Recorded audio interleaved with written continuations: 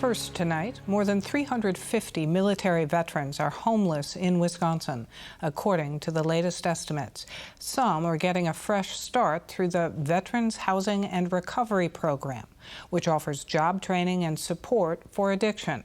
But the program is now at risk after falling short of the funding it needed in the new state budget. That's a concern for the veterans who rely on these services today and for those who will need them in the future. But as Here and Now reporter Stephen Potter tells us, there are hopes new bipartisan legislation could restore funding and keep the program running.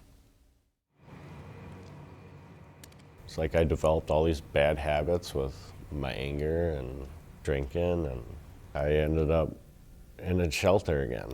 Michael Cable is a veteran of the United States Navy. He's also been homeless many times, first as a child, then as a young adult, and then he became homeless again after leaving the Navy in 2010. Came back, I was a full-blown alcoholic and anger. Just couldn't deal with my emotions at all. Struggling to deal with life after the military. You come back and it's like your life's gone, everything's changed. He knew something drastic needed to happen, and it did. Once I got sober, I felt so much different about everything. Used to dream about everything all the time, and now I was actually doing things, working towards those dreams. What changed is that Michael was accepted into the state's Veterans Housing and Recovery Program at the Chippewa Falls location, known as Klein Hall. Graduating from that program in May, he got hired at a local plastics factory. And then, all of his hard work paid off, as this formerly homeless veteran became a homeowner. I literally bought the first house I seen. I gave him a full price offer and moved in, and every day I'm just standing there like I can't believe it. It's amazing. Since opening in 2007, Klein Hall has helped roughly 1,000 of Wisconsin's homeless and at-risk military veterans find their footing and eventually secure permanent housing. And while Michael is one of the success stories, he could also be one of the last veterans to use the Transitional Housing and Recovery Program. Due to a lack of funding in the new state budget, Klein Hall in Chippewa Falls and another similar location in Green Bay are slated to close their doors at the end of September. We were really saddened and disappointed with the budgetary decisions. It's a horrible situation. The Veterans Housing and Recovery Program is run by the Wisconsin Department of Veterans Affairs. Out of 3 locations, Assistant Deputy Director Joey Hoy says they now only have enough money to keep one site open. So we made some very difficult and agonizing decisions. We've decided that we're going to focus our efforts on one of the 3 sites. It's in Union Grove, down by Milwaukee. Politically, Democratic Governor Tony Evers has blasted Republicans in control of the state budget writing committee. In a statement, Evers said, quote, "There will now be fewer options for homeless veterans as a result of the legislature's irresponsible decision to reject the investments that I proposed." Joint Finance Committee Chairman Senator Howard Markline and Representative Mark Bourne responded by saying the governor failed to make this program a funding priority during budget negotiations. And, they added, that the governor was, quote, "looking for a scapegoat to blame for his administration's failure to adequately manage the changes to the program volume and demands." Who cares? Who cares whose fault it is?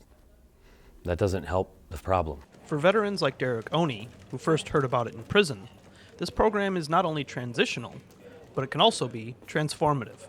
I'm learning all the time about this mental health stuff.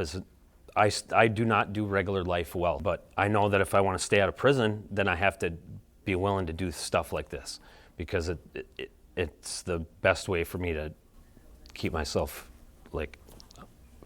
in the right frame of mind. Discharged from the Marines 20 years ago, Derek has been homeless several times over the years.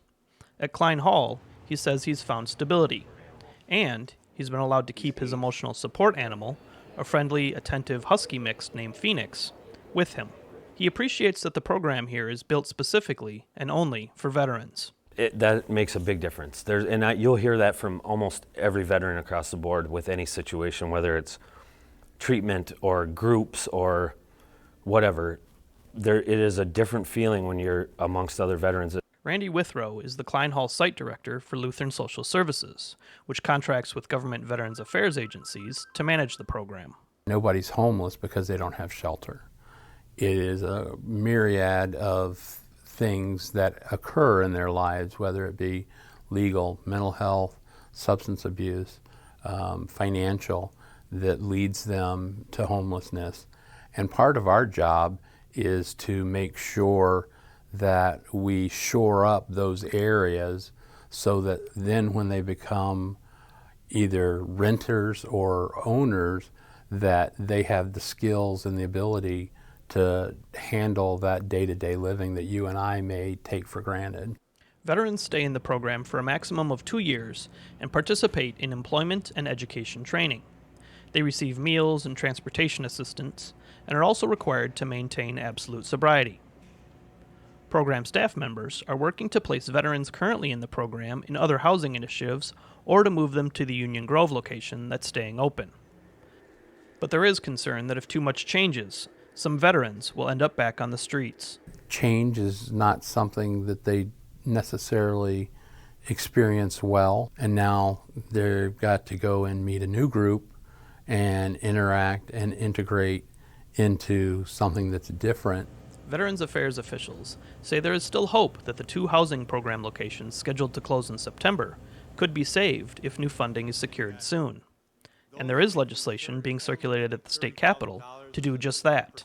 If we were to get funding, we could quickly restart the program. With 2 of the 3 locations closing, the overall program will shrink considerably from more than 100 beds total to just 40 beds at the Union Grove location. Veterans say keeping the program running is a necessity. These kind of things are pivotal if you don't want to have people rolling back through the system over and over and over again. Just having a place where you can catch your breath and really get back your sanity. Doesn't take much, just a place to stay, some food, and a counselor, someone who cares, someone you talk to. Life-changing. These guys are grateful for every bit of it. Reporting from Chippewa Falls, I'm Stephen Potter for Here and Now.